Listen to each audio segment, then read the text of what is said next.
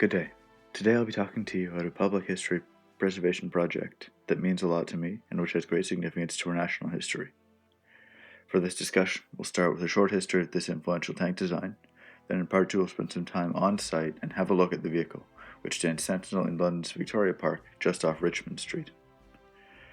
Holy Roller is one of 2 Sherman tanks to have fought with Canadian forces from D-Day to the end of the war. This tank landed with the 1st Hussars on Juno Beach, June 6, 1944. It fought through the battle for Caen, the liberation of Holland, and the various tank-on-tank engagements of the Hochwald Forest.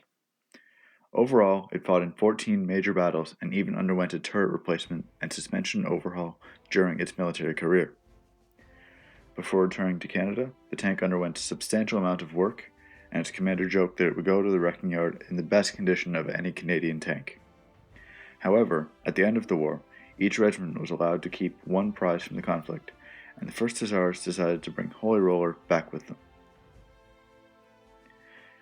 Now we'll get started on part 1, where the Sherman is developed, and we'll talk about the history, historical context, and value of this design.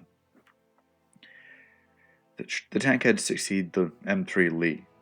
The Lee was the American tank design for the 1930s. It had a high silhouette and proved inadequate compared to other designs of the period. This vehicle would become the basis for one of the next main battle tanks for the American forces.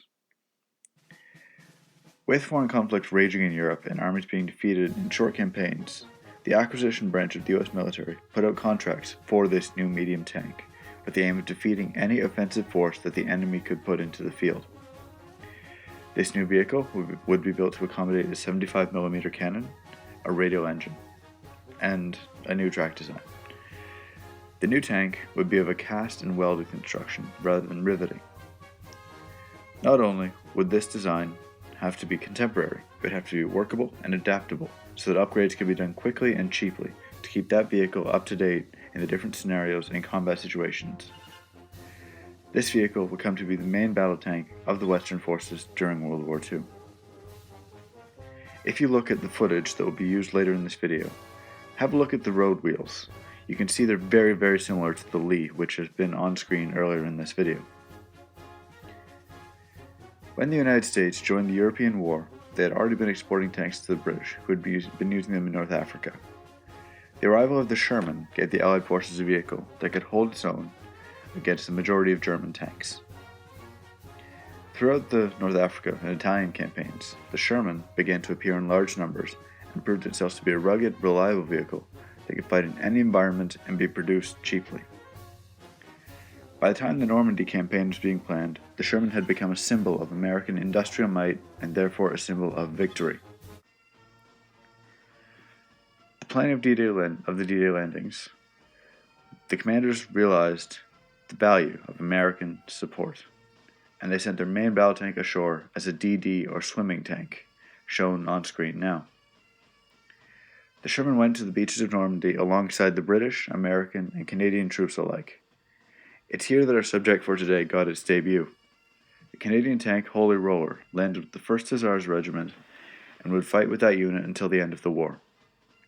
This tank was one of 2 Shermans to fight with the Canadians right from D-Day up to VE Day in 1945.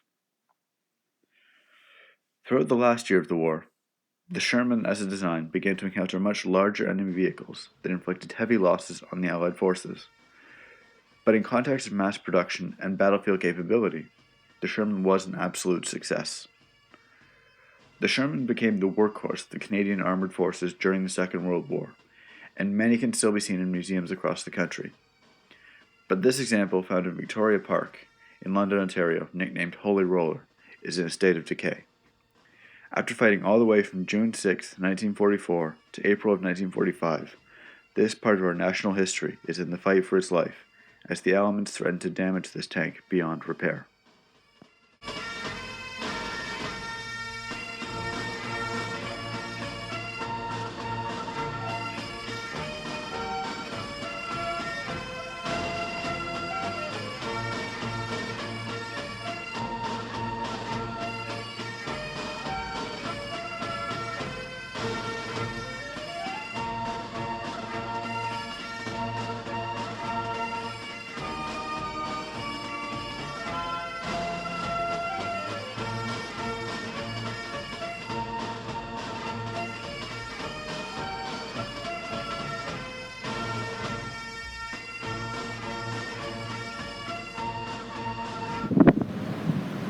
Hello everyone, and welcome back to the public history presentation for the Holy Roller Tank Restoration Project. I'm here on a lovely summer's day in London, filming on site with this beautiful tank. Being here, of course, is a major part of not only preserving history, but as a part of my military career. It's important that we keep this vehicle alive and that we can get it to inspire future generations, as many Shermans have done. Here we are with the vehicle. This is a 33-ton M4A2 Sherman. As we walk around the vehicle, it's hard not to be impressed by the majesty of what we have here. This vehicle weighs 33 tons and mounts a 75mm cannon. Now, this isn't my first time in Victoria Park standing next to the Holy Roller. I've actually been here a few times. I've just been impressed every time. But this is the first experience I have with researching this tank and getting to know the history behind what I think is very impressive. Firstly, this tank did in fact land on Normandy. It's a very important piece of our history. This vehicle here survived the war because a lot of Shermans weren't so fortunate. Let's start off with what I think is the most important part of the Sherman. This hook here. What this tells you is that the Americans who built this tank had intended to fight on multiple fronts. This thing would have to be shipped somewhere else in the world. Shermans fought on all fronts of the war.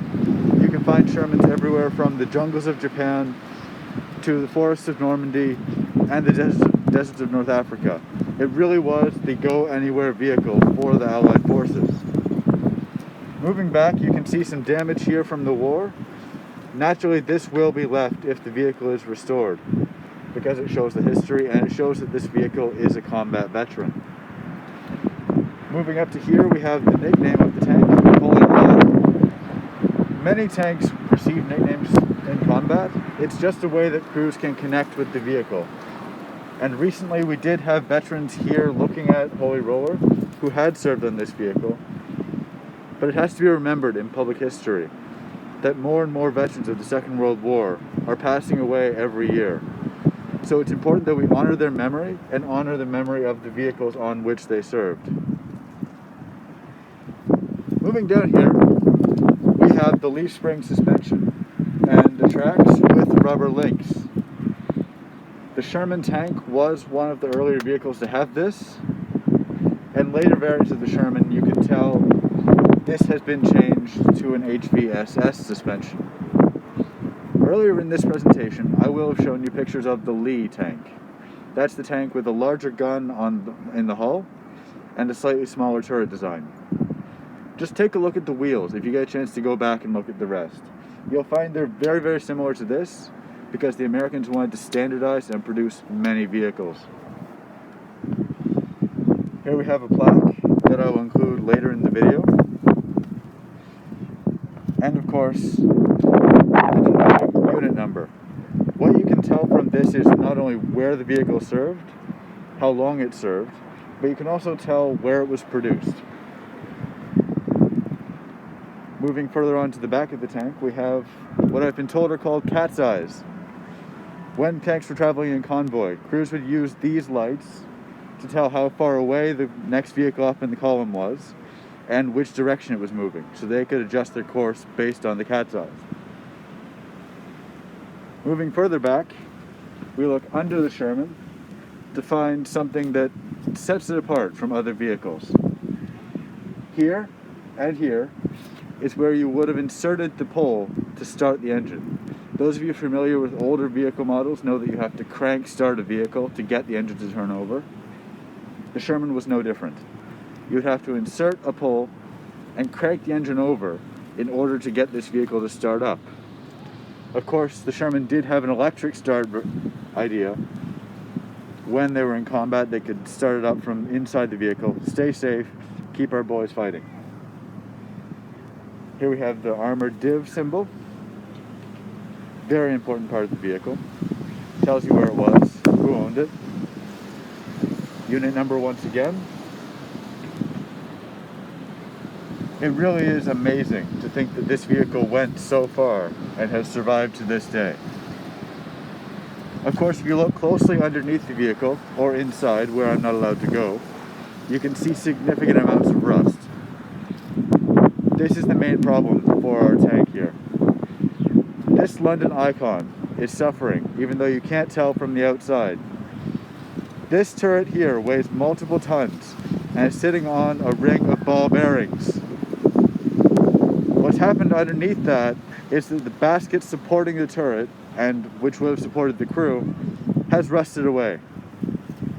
So if something isn't done for this vehicle in the next 10 to 15 years, this turret here could collapse into the hull and ruin this vehicle forever. Now, with the restoration project for the Holy Roller, what's supposed to be accomplished is that this vehicle will be taken from Victoria Park, taken to a military base or a very specialized repair shop, and basically brought back to running order. After that, it can be put into a museum, or perhaps even brought back here for display.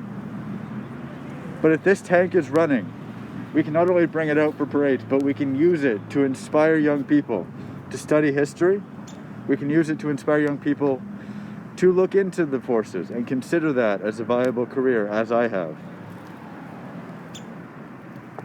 I do have a personal connection to this sort of thing. When I was young, I was taken to the Whitby Armory, where there was a tank show going on. And I was so impressed by these elephant-sized monsters that were just storming around the parade ground that I knew that was what I wanted to do. So recently I've been working to join the Canadian Armoured Corps. And it's for that corps, and in fact the 1st Hussars Regiment with which this tank served, that I intend to work for my entire career. The Sherman Preservation Project is very important to me, and it's very important to the Historical Society of London. Welcome back to the second video of part 2 of my public history presentation. I am still here on site at Victoria Park with the Holy Roller. A point I had to make is that Shermans are not entirely uncommon. If you go to almost any regimental museum, Whitby, Ontario, Borden and Barrie, you can find numbers of Shermans on display. A key part of any Sherman is right here. Here you have the lines of bolts that allow you to take the whole transmission off the front of this vehicle. This sets it apart from any German design because you don't have to take the roof off to do maintenance on this tank. Now, if you get the chance, I would highly recommend you travel to Borden or Whitby, or even the Regimental Museum here in London, Ontario, because there you can see differences between Shermans. If you ever want to impress your friends, know a lot about Shermans, take a look at this manual, which is just here to here. On this denotes it as an earlier production Sherman, because it doesn't have the coaxial machine gun mounted in the mantlet. Moving downwards, you can see that the hull is directly angled at the side, unlike the curved Shermans with the cast hull production. Lastly, if you do get to go to Borden, Ontario, which I highly recommend you do, you will see one Sherman painted in a pale green paint scheme. When you get there, look at the tracks. You'll find they're different from this in that they don't have the rubber, and that tank will have a longer gun on it. Furthermore, the tank in Barrie will have this gun position welded over. That is because the tank up there is a Sherman Grizzly Firefly, of which there were only 2. That tank was a British designed gun in an American turret on a Canadian chassis. So if you ever get a chance to travel around and look at museums,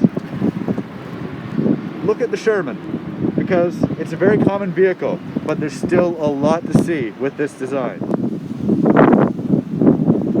Now, something else I just noticed while walking around this vehicle is that the gun tube is almost parallel to the ground, which you'll notice is not the case in a lot of pictures that are in this presentation.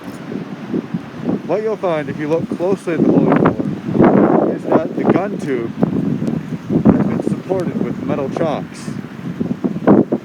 This is done not only because the gun has been disabled, but because the gun leveling system has completely worn away. And that's indicative of the condition of the interior of this tank. Inside the hull, the bottom has completely rusted away. The mounting points for this suspension completely rusted away. So not only are we at risk of the turret collapsing into the hull, but the risk is that this suspension will give way and the tank will be irreparably damaged. Hello everyone, welcome back to part 3 of this video expose on the Holy Roller tank. Now, for years, children have played on this tank, and adults have walked past it on a nearly daily basis, with no idea of the sacrifice given by this vehicle and by the men who served on it. One of the major threats to this vehicle is rust. This vehicle was not designed to stand still for 50 years, and it's going to take a lot if we want to clean this vehicle up and prevent it from collapsing in on itself. The estimated cost from a First Hussars survey last year was $120,000. If we want to restore this vehicle and keep the memory alive, there will have to be a substantial fundraising campaign to get this operational, or even just to restore it to a safe condition. The importance of this memory really can't be overstated. This tank stands not only for the hardware of World War II, but it stands for all the servicemen and women who gave their lives in that conflict. And if we don't keep that memory alive, we're doomed to repeat it. The preservation and commemoration of history has become a duty not only to historians, but to all of us. It is therefore part of our national pride that we keep this tank alive and we prevent it from being lost forever. One of the greatest threats to this armored beast is rust. Through the years, the elements have gotten through the roof and begun to decay the hull. If something isn't done in the next 10 to 12 years, this vehicle will collapse in on itself and be lost forever. A survey by the First Hussars last year determined that the cost for this repair would be $120,000. Now you've got to remember that this just isn't your regular mechanical bill. You've got to take this to a special location to have it repaired by those who've worked on heavy equipment. So the cost doubles and triples as you try to find facilities that can accommodate such a vehicle. There are lots of ways that you can get connected with this community and with the history of the Holy Roller itself. Firstly, you can go to the Holy Roller website, which is created by the First Hussars Regiment, and that will allow you to donate as you can to keep this memory alive. Another way you can get involved is just to go to Victoria Park and experience this piece of history while we have it. Another great way that you can get connected with military history and the history of the Holy Roller itself is through online gaming. Games like War Thunder and World of Tanks not only offer a realistic gaming experience, but they also do great charitable work towards the preservation and restoration of armored vehicles. These games allow you to not only play the M4A2 Sherman, they also allow you to play any number of historical examples. Through this, you can not only learn about the vehicles themselves, but you can get an appreciation for the history that they have and the importance that they had towards the way the world is now.